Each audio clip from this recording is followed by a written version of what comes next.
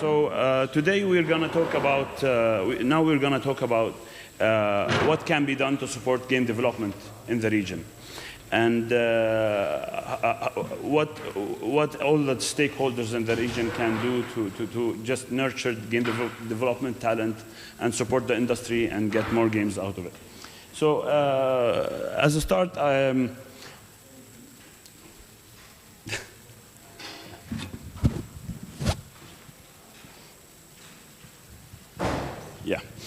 so I'm gonna let the panelists introduce themselves, starting with Abdellah. Abdellah, can you tell us about your work and what you've done in community in Morocco? Okay, hello. So I'm Abdellah. I am the founder, co-founder, and CEO of Shinko Games. Actually, I've started from a Moroccan game developers community. Okay. And we are actually working on two mobile games, Jafar Adventures and Jumpy Space Survivor, okay? And for the question you asked? What your work in community? You've been part of the game Moroccan I've been part of the Moroccan game developers at when it first started. And now we are launching a new game community, okay? And it's due to the visit of Joseph to Morocco, and we will participate soon in the Global Game Jam. Okay? Yeah, this is actually, we are rebuilding the community from the start again. Yeah. Because it's okay. Yeah, you had a community, but now it's kind of sleeping. Yeah. Yeah. So you restarting. Yeah. Yeah. Good luck. Good luck. Thank you. And Joseph, can you tell us about your work and what you do and your community, your work in supporting game development in the region? Hi. So first, I do two things. One, I work for Epic as a technical evangelist, and my main job is to basically increase adoption of the engine in the region. And to do so, we realize that the region is still a bit early, so we need to help it to grow. So we're trying to be involved as much as possible in all initiatives in the region. And second, I also manage with other people the community in Lebanon. So we organize a lot of events, and we also work on workshops and other stuff that helps it as well grow. So it's very interesting that Epic has someone on the ground in the region. I think you're the only platform that international platform company and game engine company that has someone who's dedicated to the MENA region. So, I mean, you must be doing a lot of capacity building, since, this is what we're talking about.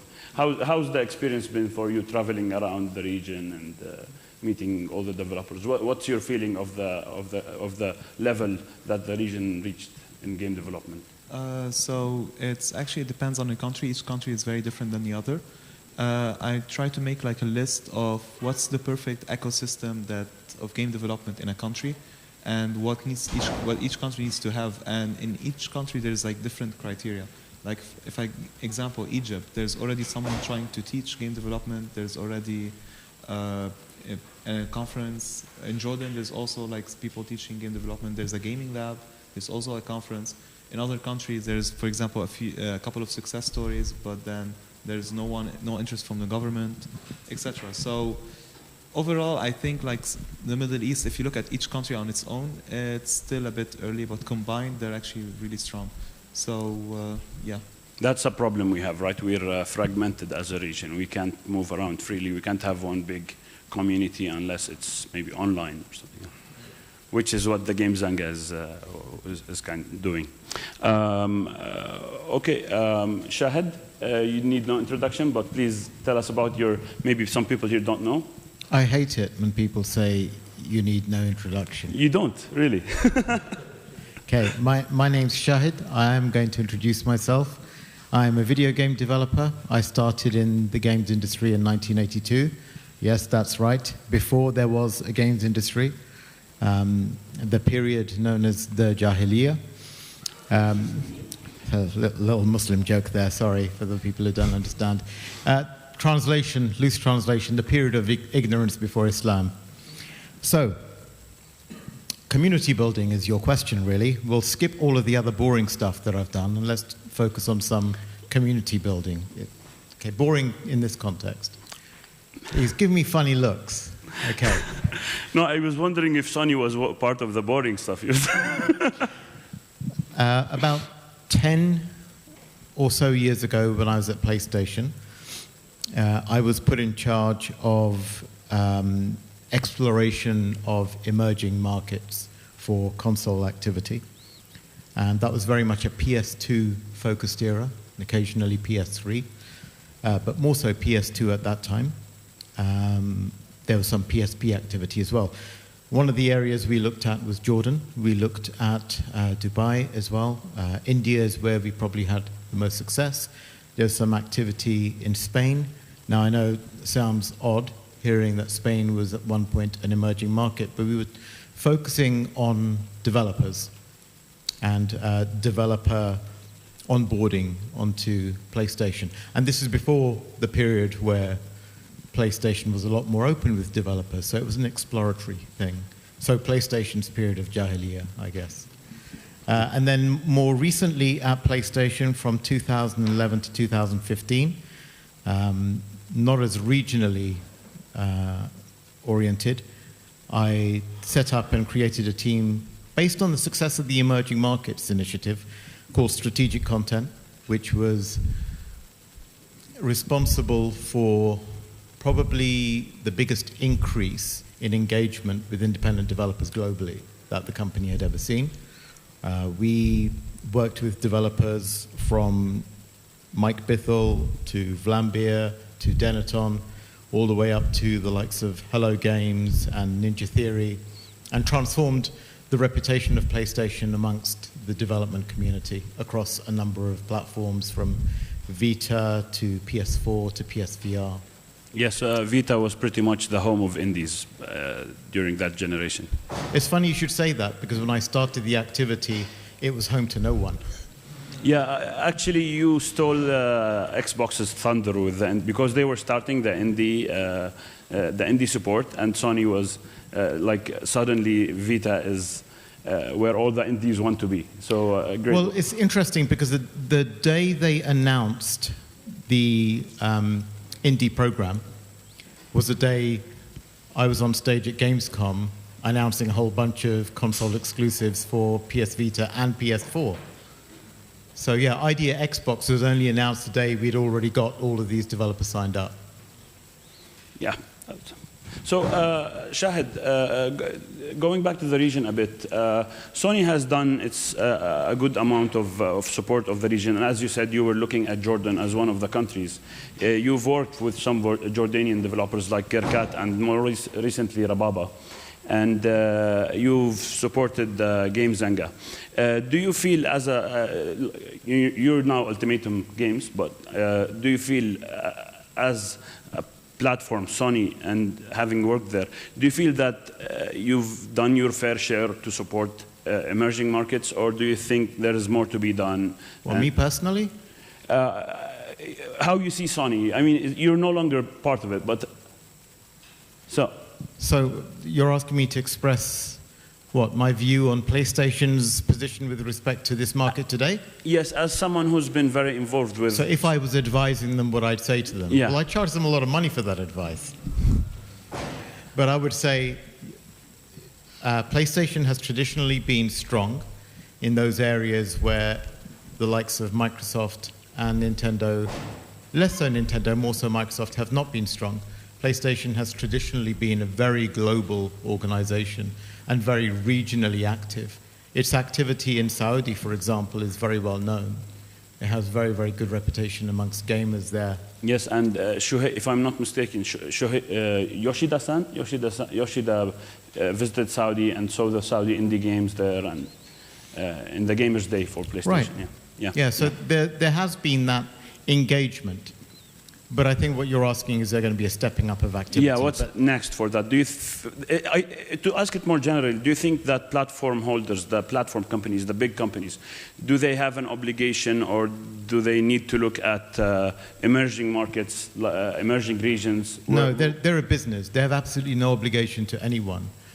Yeah. But we'll come back to it later, because this is the longest introduction of all time. So I will give our guest from Saudi the privilege to introduce himself before me. Thank you, Nour. I'm Tariq Mukhtar. I've been recently appointed as a game manager for the game development department at Manga Productions. We're 2 years old, and we specialize in producing animation and video games and comics as well as training programs. One of our larger goals is to create an industry, an ecosystem in Saudi Arabia, and by extension, the GCC and the MENA region. Obviously, we get a lot of support from people like PlayStation. Mr. Shahid already mentioned that the reputation is very well known in the region, and they've been very supportive. But the problem is we need content creators, we need studios, we need independent developers. So the purpose of this panel is to find a way to help grow that community. So while we have a large number of enthusiasts and passionate developers, they lack certain skills and tools that will enable them to rise to professional level and to produce products that appeal to a wide enough market to generate profits for sustainability. Now, why am I sitting here? Why everyone is sitting here?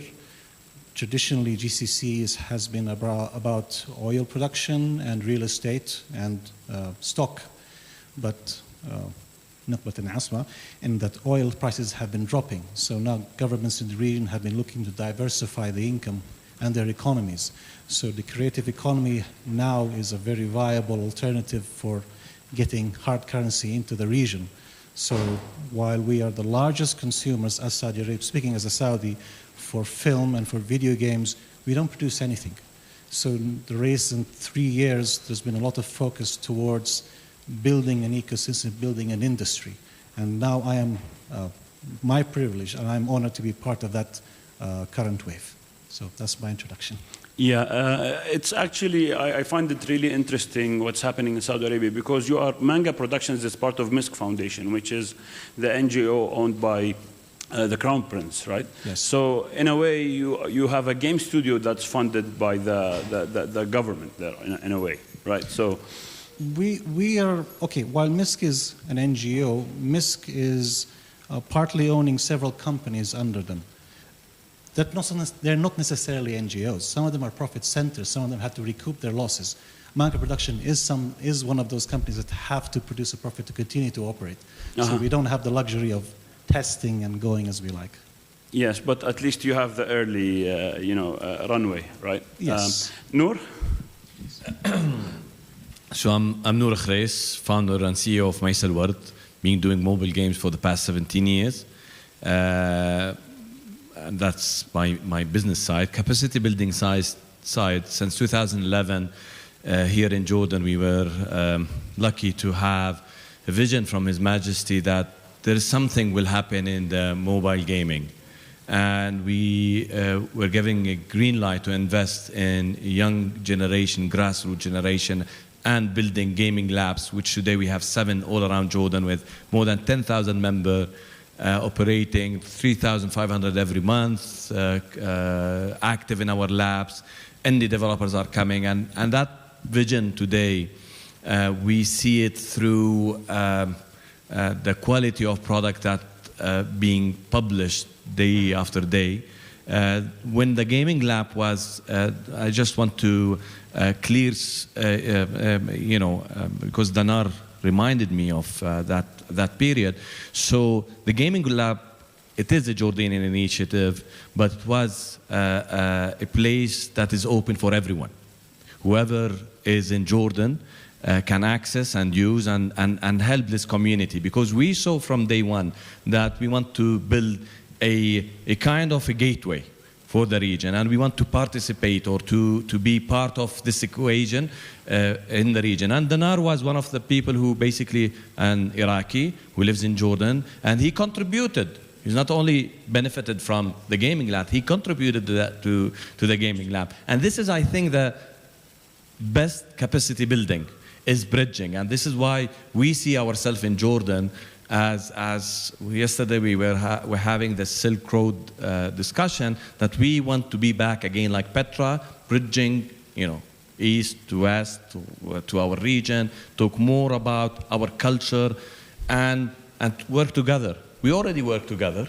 We can't, in different, but this capacity building, I don't care about borders. Whoever talks about borders today is nonsense, because today we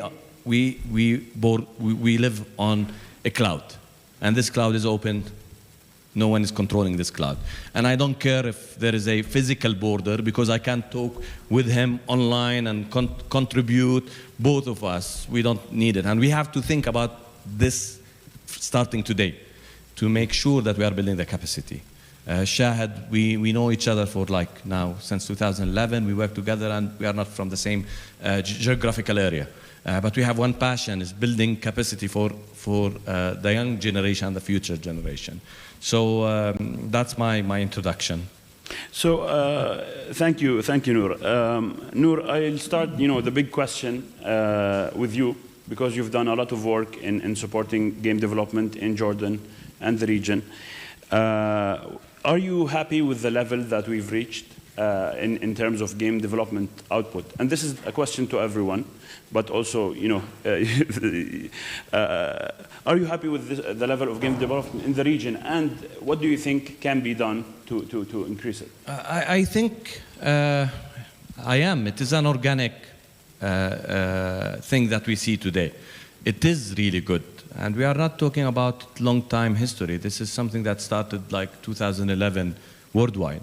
And with a developing region, this is a super position to see a conference in Jordan where you have around 100 of Arab from the region and outside the region attending. This is a great thing. You see, if you attended the App Challenge yesterday and seeing those 14, 16 building games and celebrating their games, this is big.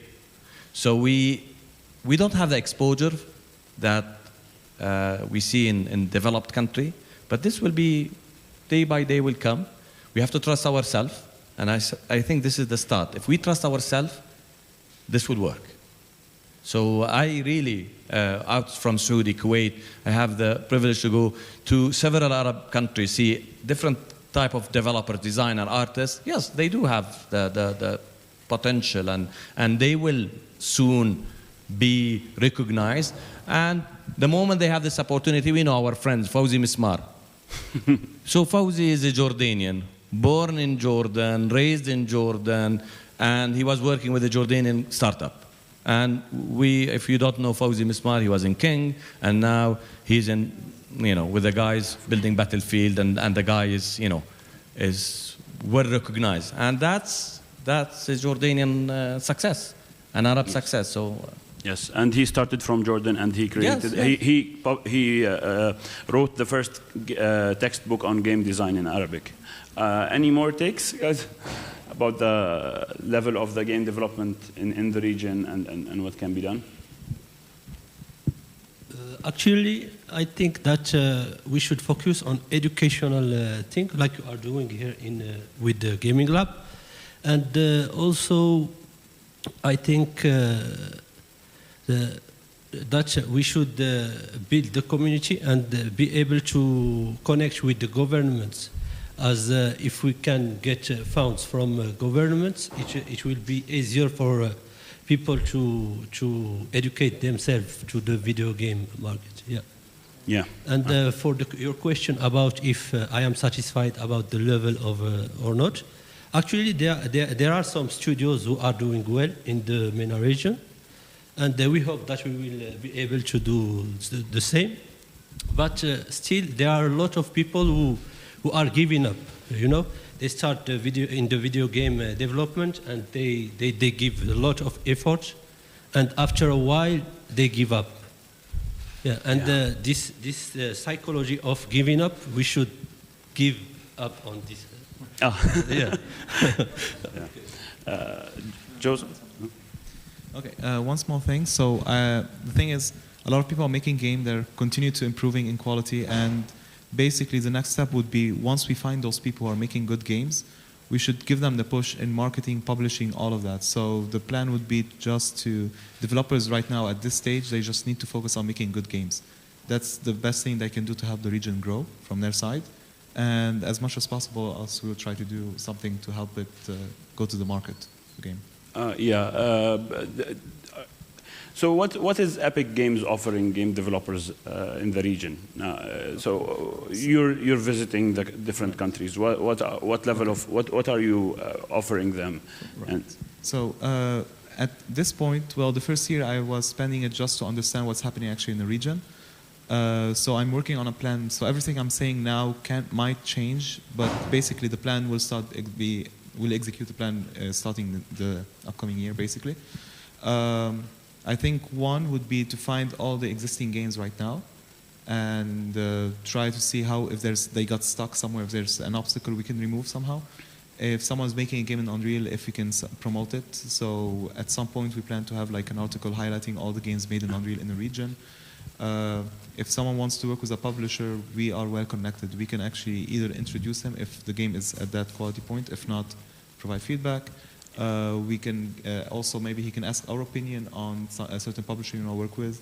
We have the Mega Grant, already a program that funds project, and it's open for anyone worldwide. We do local events as well. We try to get some training there, and also at conferences. Like I can give an example, which is we have one from Lebanon who applied to Indigo in the Netherlands, and he actually got a space in the Unreal Engine booth over there to actually showcase his game. He met a lot of publishers, and he was able to go there. So we always try to create space in conferences as well, booths for developers to go there and put their game. Yeah. So anything Fantastic. goes, basically. Yeah, fantastic. So this is you talked about pushing developers and providing them with the publishing and the distribution and the post game development. What happens after a game development? And this goes back to the point Tariq was talking about of realizing the potential of the developers. Tariq, you have a lot of game development going on in Saudi Arabia. Lots of amazing developers and interesting games coming out or being developed. But what's missing? What do you feel is missing, the missing ingredient to get all these games out and successful? I've toured the globe quite a few times looking at independent game festivals, and I'm happy to say that the games being developed by independents in at least in the GCC MENA region also is quite comparable to international developers who have community support, studied in the field. So we have raw talent here.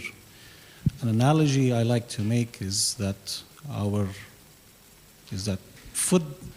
esteemed, overpaid, overfunded football teams in the region tend to play like this. 11 players, each one taking the ball, each one going to the goal. There's no teamwork, there's no there's no tactic. So while I'm happy they're trying to diversify income, the problem is these establishments, be it academic or government or whatever, are working in silos. There's no overlaying strategy working together. That can be extended to indies. Game development is a very hard hobby. And doing it alone, being an animator, a programmer, a designer, a writer, be it, is quite exhausting and time-consuming. That being said, developers, while they produce amazing demos, first level, second level, they burn out very quickly. And they do not have the business know-how to get some kind of profit back in to keep them going. While I like Google's saying of failing fast, that's what's happening across the region. Developers getting amazing things out, but they're failing fast, and they're starting to realize, oh, I can't do this alone. I need team, I need support, I need proper education, proper training. So I believe we're at that phase where governments are starting to provide that training. Universities are starting to provide educational programs for professional. I mean, I love Jordan's example. The youngsters here are doing an amazing job of producing on budget, on time, and delivering very high quality products. In general, the region is missing that ongoing training, that professional mentorship. So I would like a larger involvement of Jordan's experience to being adopted across the Arab world. Nour is doing an amazing job with the support of his government. So you think it's a good model to replicate in other countries? It's an excellent, advanced, long-term model. It should be studied, it should be supported. Like you said, we're above the clouds, there are no borders. The mentality of each one scoring on the football alone, we should get over that, especially in the GCC countries. So that's my assessment of the in Saudi Arabia, I guess you have now a lot of investments in entertainment and game publishing houses. Thank you for mentioning that. Another challenge we have in the Arab world, while investors are looking to enter the gaming market, while the independent developers are looking for funding and looking for contracts, let's say, the financial tools, the regulations do not accommodate this freelancing independent model of working. It's either employment or not. Giving contracts to freelancers, that's a big no-no still here. Yet the government, I say, for Saudi Arabia is starting to introduce new regulations to give a better legal position for these freelancers, a better CR, financial backing, etc. At the same time, speaking as manga production, you probably know in the gaming industry and in the animation industry, the turnaround is quite high. People come into the project, after the project, depending on the phase they're in. That doesn't work the same way in let's say, in the GCC. You get employed, and you get employed for life. I only need the concept artist at the beginning of the project. I don't need him for the lifetime of the company. So governments are starting to introduce new laws that can accommodate this turnaround. So they're starting to realize that, and they're starting to change the landscape for that. I'm thankful for that. Shahid, your take? I am. My eyes are a little bit dry. So, I mean, I said, sorry, your take about this issue. I thought you asked, are you awake? Clearly not. Clearly not. So my take on the situation with respect to education versus freelancing versus having a hub. And also because, you know, you have the international context, right? You've worked with developers from different regions, seen different models of supporting game development. I can't comment on the local situation. These fine gentlemen have very, very good experience of the local situation. But there is one thing that seems to be a common trend across countries that previously didn't have an established games development community, whatever that means, by the way. We can cover that another time. Definitions, right? What is a game exactly? It's very important to me, this kind of thing. When people talk about a games development community, is there one? No, there isn't. You know, all of these associations, loose associations, spring up, go away, are established as quickly as companies, and sometimes even more quickly. But as regards the phenomenon of a country suddenly developing a game development community, if you like, that's been done from nothing. It's happened in Finland. Yeah. In fact, it's very likely to happen here. You'll have one breakout success, and it will come from nowhere. Tipping point, huh? It's not even a tipping point. You know, a tipping point is a very different phenomenon. And Malcolm Gladwell's got so much wrong, by the way. No, I'm just, you know, the term in general. No, because it's not a tipping point. It's another pop term. It's a black swan. You'll get one company that completely breaks out and will completely define the rest of the region. That company will grow, then it will fracture, then the people who understood the mentality, the methodology, the working practices of that company will break away, form their own companies, and so on. That kind of thing happened in Spain. So you believe this will happen in the region? Of course, it's inevitable. Look, the people here have access to exactly the same information that any person on the rest of the planet has. Are they less capable? No. Do they have access to a vein of culture, centuries, millennia old, that nobody else has in their blood? Yes. What does that mean? 400 million people with that same blood, regardless of political differences, religious differences, the same blood, the same culture informs them. Now look what happened with Japan. There was a time when Japanese video games weren't a thing because it was American video games and British video games. They came first. Why? Because of local phenomena. You had Silicon Valley and you had Sir Clive Sinclair. And these two things created the communities that still exist to this day and are now world successes, bigger than the world of movies, bigger than the world of music. Yeah? Yeah. So that will happen here. It's happened in other countries. And then when you do, you will be able to define a language in video games that the Japanese did when they moved in. And that is still present today. You will notice when you play a Japanese game. So actually, you'll notice it when you play some Western games. You'll see that there is culture creep that's adopted by Western companies. And you'll see the opposite. There's culture creep that comes from American games with an American essence, if you like, that goes into Japanese games.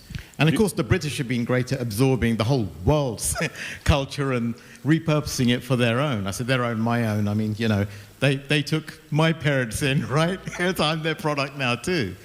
But so Britain's very good at that. There's no reason why Jordan couldn't be the same. There's no reason why any other country in this region couldn't be the same. So you think soon we will be talking about Arabic games on the global industry? Not necessarily Arabic language. Arabic game. Informed by an Arab heritage. In the same way as a Japanese game? Or you think we will have... The language is only a part of it. Because, of course, we can localize, which is not the same as we saw that lovely presentation the other day, which made me laugh. I mean Arabic games from the region. Yeah. With their own, you know, eccentric, different qualities, different... Games made by creative Arabs. Yeah. Cool. Yeah. So... everyone seems quite positive almost here. So, do you guys think there's anything missing from the ecosystem that we can, you know, any stakeholders really, publishers, engine companies, platform holders, game developers, government, anything we can do to accelerate this process until we reach you know, we're talking, of course, you know, eventually it will happen, but talking about short term and medium term, anything we can do right now to accelerate this? And yeah. If I may chip in here, at Manga Production, we are trying, we started internship programs internationally with collaborating studios. So we are cherry picking the best talents in Saudi Arabia, by the dozens, and sending them off to Sony, sending them off to Square Enix, SNK, etc. They're getting on-job training. They're getting exposed to the business side of things. We're hoping that when they come back, they will be either establishing their own studios or getting employed. We're also working and talking with different government entities that we will incorporate them into accelerating programs, incubation programs. So we're trying, like you said, a black swan that eventually breaks off, and then the people who understand start mushrooming their own studios. We're trying to push towards that thing. Yeah. I just want to highlight one thing, that don't forget the culture burden that we have that is connected to a financial kind of burden. So if you look into the history of gaming here, and you look into the past 10, 15 years, it wasn't easy for young generation, whoever, to take a decision to be in the gaming industry. The culture, the financial status, and it, you know, because it's a risk-taking industry. And better than taking this risk, go and work something else and bring bread back home. So don't forget that this is not an easy job in a developing country, in a geographical area that is really facing a lot of, you know, changes, political and non-political. So, and now new generation is changing everything. So we became parents ourselves, and we were game developers. So we are encouraging our kids not only to be game developers. You know, I was talking today, my you know, maybe you saw my little daughter. She wants to be a cook, and she was it's okay, I will follow her. Our parents were not following us in the past. They were encouraging us, but they were like, yeah, stop playing games. Stop playing game, or no, think of something that will build your future. Today we are following our kids, and that will change basically. This kind of wake-up call, maybe in other countries they had it before us, because then, you know, the financial status is, you know, I was talking about the safety net today. there is a different safety net. You know, we did not have safety, or still we don't have in the Arab world under our startups and the young generation. In Europe, it's much better. The government is there. There is a lot, you know. I always say one thing. You know, an application called Meetup, or if you open Meetup in the UK, at least you will find like 10 meetups every day. Open Meetup today in Jordan. How many meetup related to gaming? There's the UE4 meetup. There's the Unreal Engine meetup. Yeah, happening on Tuesday. One. Because there is a Pocket Gamer event. So compare it. You know, I have a small office since 2017, a very small village in the UK called Leamington Spa. Old people, etc. If you open Leamington Spa meetup page, you will find at least 5 to 6 every day gathering, people discussing about games, technology, whatever. It will come. We will have more and more. But, you know, I think we have to know our, you know, realize and make, you know, our issues so we can build on it for the future. Yes, you talked about how difficult it was to make games 15 years ago. And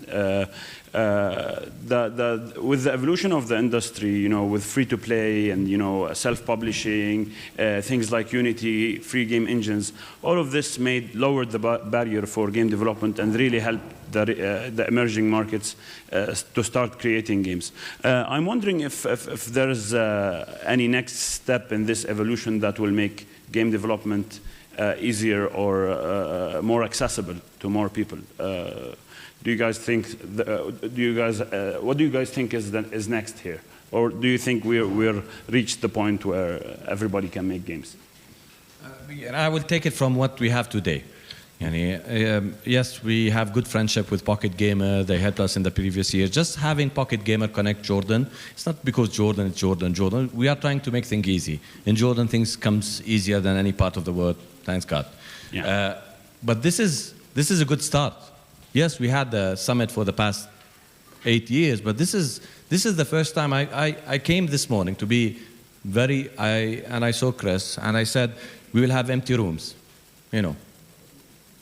And I went to one of the rooms early in the morning, and it was fully packed, and they were like standing and waiting. That's a big achievement.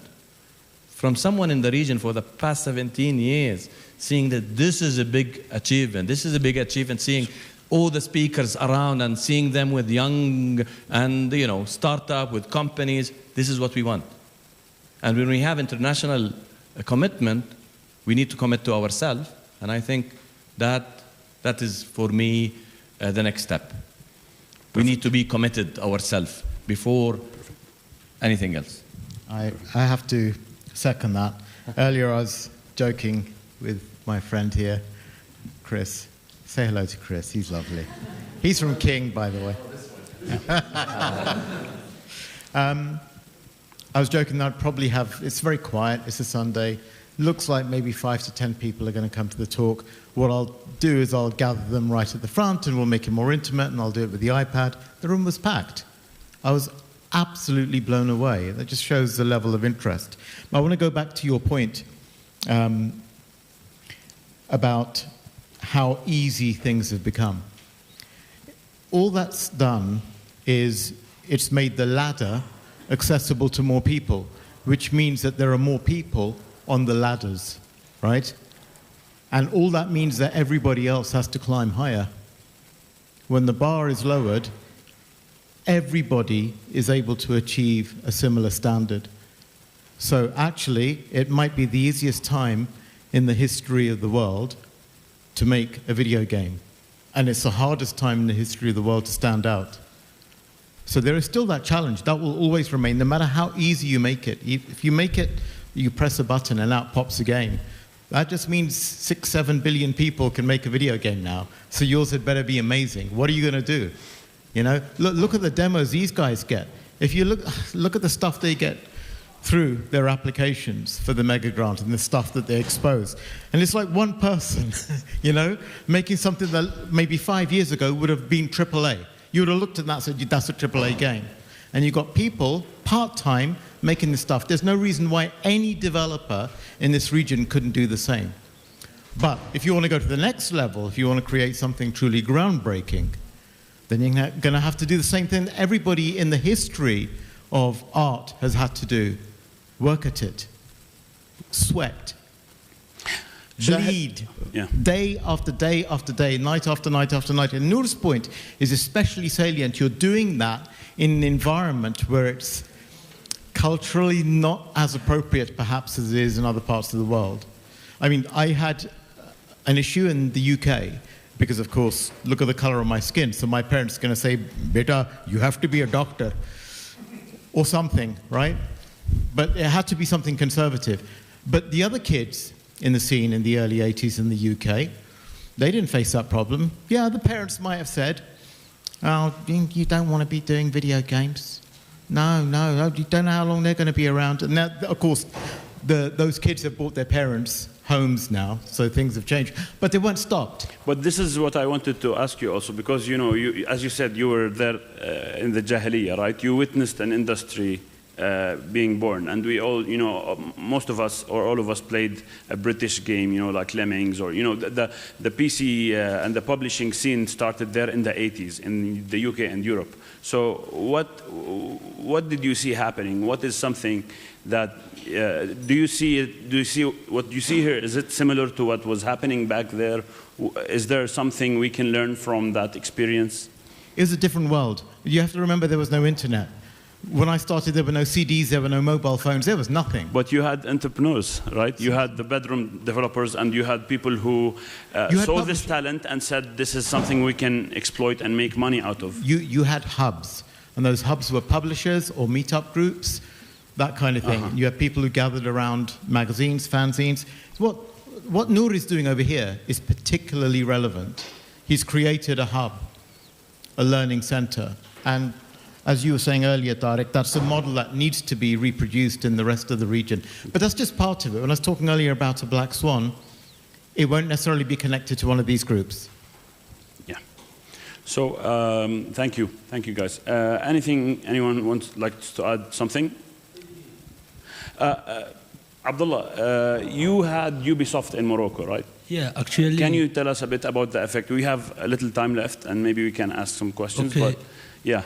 Actually, in Morocco, we had Ubisoft, and it was doing well for a certain period of time. But after the financial crisis, okay, they at the beginning they started a kind of school inside Ubisoft, and they started to form people on video game industry. And when the crisis came, they completely cut out, stopped this program, and everyone was fired up. Okay, fired. Yes. What happened to this talent? Did you guys start new companies? I am actually going toward that, and the thing that's happening is, for example, he talked about sending people to other countries to form themselves, okay, and come back and form the community. Actually, this isn't happening. When someone, for example, goes to another country, he stays there, and he learns about video game and never come back. For example, this is what I've learned from Moroccan people, for example. Okay, and all the talent that were after Ubisoft closed in Morocco, all the talent flew to the other countries. Okay, some of them started their own studios, like Yassin Arif and the guys from Rim Games. Okay, they were able to raise funds for their games. Okay, actually the problem that I would like to discuss is not the problem, but actually what we need is a success story. You know. This is what we are lacking in. Maybe we will have our own Ubisoft. Yeah, something like that. When we will have a success story, then I think that there will be a boom in. Inshallah. Because the problem in the end is that when we work or we launch our companies, we don't get enough money in the. We don't get enough revenue to continue making games and continue making games. Yeah, it will happen. It will happen. It will happen. Do we have time for questions or? Okay, questions outside, we can discuss it more, but thank you everyone for listening, and thank you for our panelists.